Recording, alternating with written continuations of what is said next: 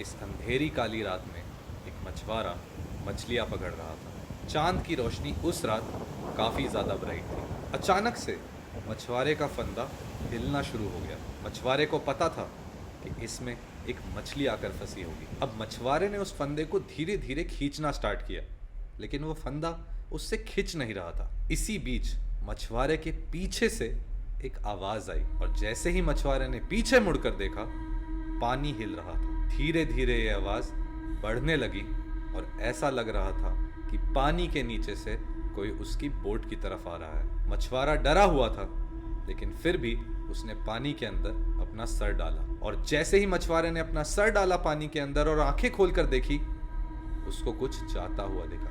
मछुआरे ने जल्दी से पानी के अंदर से अपना सर बाहर निकाला और कांपने लग गया। आखिर ऐसा क्या था पानी के अंदर जिससे मछुआरा इतना डर चुका था? एक ऐसा राज जो समुंदर की गहराइयों में छुपा है। एक कहानी जो इतनी पुरानी है कि सच और अफवाह में फर्क करना मुश्किल है। उस रात मछुआरे ने जिसको तैरता हुआ देखा था, वो कुछ और नहीं, लेवायथन था।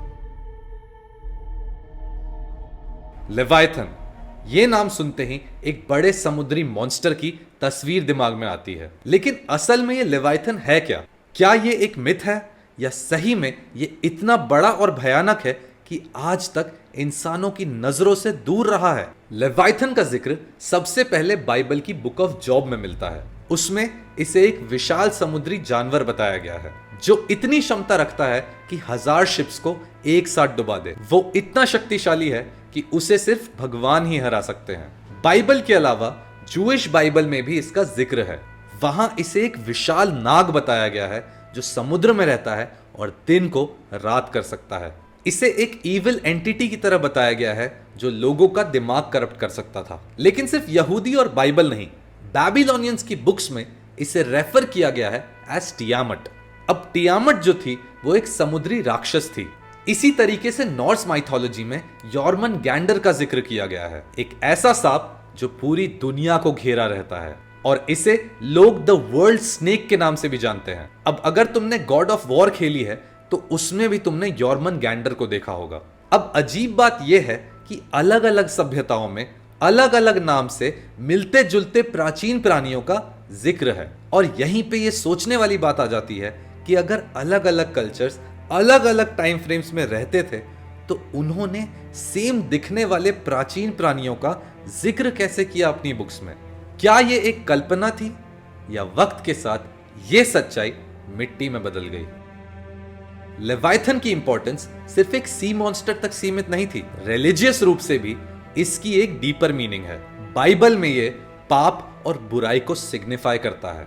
बाइबल में लेवायथन को शैतान का रूप भी माना गया है जो इंसानों की आत्मा को फंसाने की कोशिश करता है। जूइश धर्म में इसको एक ऐसा क्रीचर बताया गया है जो एंड में भगवान के हाथों मार दिया जाएगा। अलग अलग कल्चर्स में इसका मीनिंग बहुत ही अलग अलग है, लेकिन एक चीज इन सब में कॉमन है कि इसका संबंध जो है वो हमेशा फियर के साथ किया जाता है। कुछ हिस्टोरियंस ये मानते हैं कि लेवायथन जो है वो एक्चुअली एग्जिस्ट नहीं करता, लेकिन कुछ जो क्रीचर्स हैं जो डीप सी में रहते हैं उनको ही लोग लेवायथन समझते हैं। अब जैसे कि मैं तुम्हें एक एग्जांपल दूं कि पुराने टाइम्स में लोगों को सी और ओशन के बारे में कुछ भी नहीं पता था, तो जब भी वो एक अजीब सा क्रीचर देखते थे जैसे कि एक वेल और शार्क, वो उसको एक सी मॉन्स्टर समझ लेते थे। अब वाइकिंग्स के समय एक जाइंट स्क्विड को देखा गया और उसको उन्होंने क्रैकन बुला दिया। अब बहुत लोग ये मानते हैं कि लेवायथन एक्चुअली में मेगेलोडॉन है। अब मेगेलोडॉन एक 50 फीट से ज्यादा लंबा शार्क था और इसी शार्क को पुराने टाइम्स के हिसाब से लोग लेवायथन मानने लगे थे और शायद मेगेलोडॉन की कहानियों का आधार भी लेवायथन कहीं ना कहीं है। लेकिन कुछ हिस्टोरियंस लेवायथन को एक और एंशिएंट क्रीचर से जोड़ते हैं, लिवियटन मिल्वलाई, एक बहुत ही बड़ा एंशिएंट वेल जो किसी भी बड़े क्रीचर को आसानी से खा सकता था। और तुम कितना भी रिसर्च कर लो, तुम्हें लिवियटन मिल्वलाई के बारे में कभी भी इतना ज्यादा पता नहीं लग पाएगा। एकदम उसी तरह से जिस तरह से लेवायथन के बारे में इतना सब कुछ नहीं पता है। तो क्या हो सकता है कि इन एंशिएंट क्रीचर्स की कहानी ही लेवायथन की कहानियों में समा गई हो? लेकिन कहानी यहीं खत्म नहीं होती। मॉडर्न टाइम्स में भी कुछ ऐसी साइटिंग्स हुई हैं जो लेवायथन की असलियत पर क्वेश्चंस उठाती हैं। 1997 में एक अजीब आवाज सोनार पर रिकॉर्ड हुई थी। इसको नाम दिया गया था द ब्लूप। ये आवाज इतनी तेज थी कि लगभग 5000 किलोमीटर दूर तक ये सुनाई दी गई थी। एंड साइंस आज तक नहीं बता पाया कि ये आवाज किस चीज की थी। क्या वो लेवायथन था? अराउंड उसी टाइम पे कुछ डाइवर्स के ग्रुप ने एक बहुत ही बड़े सी क्रीचर को देखा था। उन्होंने आकर यही बताया कि ये सी क्रीचर एक ब्लू व्हेल से भी बड़ा था, और जैसे कि ब्लू व्हेल बहुत ही स्लो होती है, वो सी क्रीचर हद से ज्यादा तेज था और वो पानी में ऐसे तैर रहा था जैसे कि वो टेलीपोर्ट कर रहा है। लेकिन जब तक उसके एग्जिस्टेंस का कोई प्रूफ सामने नहीं आएगा तब तक कोई भी उस पर विश्वास नहीं करेगा, या करेगा, क्योंकि 2012 में एक और साइटिंग हुई। जापानीज रिसर्चर्स ने पैसिफिक ओशन में एक अजीब सा क्रीचर देखा। वो इतना बड़ा था कि कैमरास उसके पूरे शरीर को कैप्चर नहीं कर पाए। अब कुछ लोगों का कहना था कि ये एक जाइंट स्क्विड था, विच वॉज द क्रैकन, लेकिन बहुत सारे रिसर्चर्स ये मानते हैं कि वो कुछ और ही था। क्या हो सकता है कि ये लेवायथन था? अब Bermuda triangle, Mariana trench, Pacific ocean में कुछ ऐसे सिग्नल्स डिटेक्ट किए गए हैं जो शायद एक सी क्रीचर के हों। ये मूवमेंट्स जो होते हैं वो बहुत ही ज्यादा तेज होते हैं, और इसी वजह से कुछ ठोस सबूत पाना बहुत ही मुश्किल बन जाता है। अब क्या हो सकता है कि फाइनली ये लेवायथन हो? लेकिन एक आखिरी चीज मैं तुमसे और डिस्कस करना चाहूंगा। अभी रिसेंटली तुमने देखा होगा कि इंडोनेशिया की एक वीडियो फेमस हो रही है जिसमें एक आइलैंड के पीछे एक बड़े से सांप की तरह तैरता हुआ कुछ जा रहा है। अब देखने में दूर से ये ऐसा लगता है जैसे कि एक बड़ा सा मॉन्स्टर हो, लेकिन इस वीडियो के पीछे की सच्चाई ये है, जो मूवमेंट है स्नेक जैसी, वो कुछ नहीं बस वेव्स हैं। और लोगों ने सही टाइम देखकर इसको ऐसा बता दिया कि ये लेवायथन है। अब जो लोग इसे लेवायथन बुला रहे थे, शायद उनको यही नहीं पता है कि लेवायथन अगर आ गया सामने तो वो कैसा दिखेगा। कंपैरिजन के लिए अगर मैं तुम्हें दिखाऊं तो गूगल अर्थ की एक इमेज बहुत फेमस है। इस फोटो में तुम देख सकते हो कि एक स्नेक जैसा हेड बन रहा है साउथ अमेरिका के नीचे। तो तुम सोचो, अगर लेवायथन सच में होता, उसका सर इतना बड़ा होता, तो अगर तुम इंडोनेशिया के एक छोटे से वेव को लेवायथन कह रहे हो तो शायद वो बहुत ही ज्यादा गलत है। अब ऑब्वियसली लेवायथन एग्जिस्ट करता है या नहीं करता, ये बिना प्रूफ्स के हमें पता नहीं चलेगा, लेकिन इतना जरूर है कि लेवायथन बहुत सारे कल्चर्स के बुक्स में जरूर एग्जिस्ट करता है।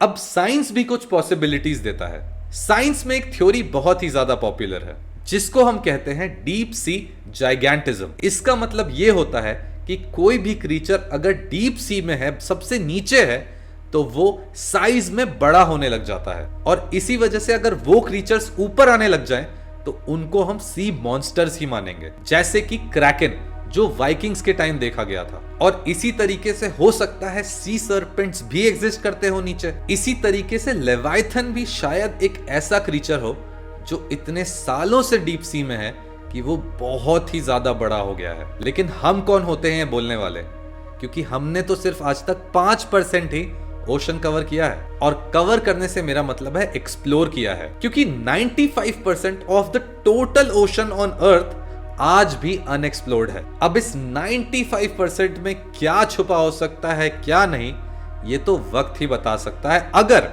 हम इसे एक्सप्लोर करने का डिसीजन लें। लेकिन हमें स्पेस में जाना है जहां हम एलियंस को ढूंढेंगे और मार्स और मून पर जाकर रहेंगे।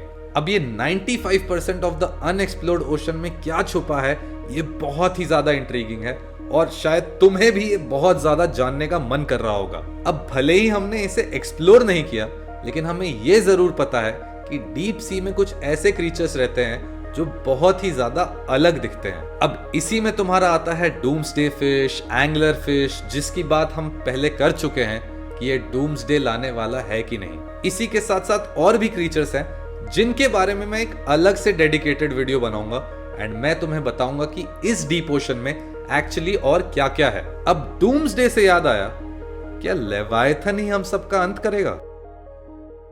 अब रियल वर्ल्ड का तो पता नहीं, लेकिन वीडियो गेम्स में लेवायथन बहुत ही ज्यादा फेमस है। Games like God of war में भी यॉर्मन गैंडर तक को दिखा रखा है। तुमने पायरेट्स ऑफ द कैरेबियन में एक बहुत ही बढ़िया सी मॉन्स्टर देखा, इसी तरीके से पर्सी जैक्सन में है। अब मैं इतनी देर से तुम्हें sea creatures, deep sea creatures और ये वीडियो गेम्स के बारे में इसलिए बता रहा हूं क्योंकि ये सारी चीजें जितनी भी हैं ये सब सिर्फ एक चीज से इंस्पायर्ड है, एंड वो है लेवायथन। अब इसके प्रूफ्स कभी भी हमें नहीं मिल सकते क्योंकि शायद ये कभी एग्जिस्ट ही नहीं करता होगा, या अगर करता भी है तो हमें जो साइटिंग्स होती हैं वो इतनी बड़ी कभी नहीं होती जो प्रूव कर दे कि लेवायथन एग्जिस्ट करता है। तो अब मैं तुमसे पूछना चाहूंगा, क्या लेवायथन सच में है, या फिर ये सारी बातें जो हमने की हैं क्या ये मिथ है? साइंस ने तो अपने हाथ खड़े कर दिए और ओशंस को हमें एक्सप्लोर नहीं करना। तो जब तक वो दिन नहीं आता जिस दिन लेवायथन इस पूरी दुनिया के सामने अपने आप को रिवील कर ले, तब तक हम यही मान लेते हैं कि लेवायथन जिंदा है और पानी में कहीं छुपा हुआ है, क्योंकि ये कहानी जो हमने पूरी शुरू की थी डूम्सडे की, इसका अंत भी लेवायथन के हाथों ही लिखा है। तो अगर तुम्हें ऐसी ही मिस्टीरियस कहानियां सुनना पसंद है तो मेरे चैनल को जरूर सब्सक्राइब कर लेना, एंड मिलते हैं अगली वीडियो में।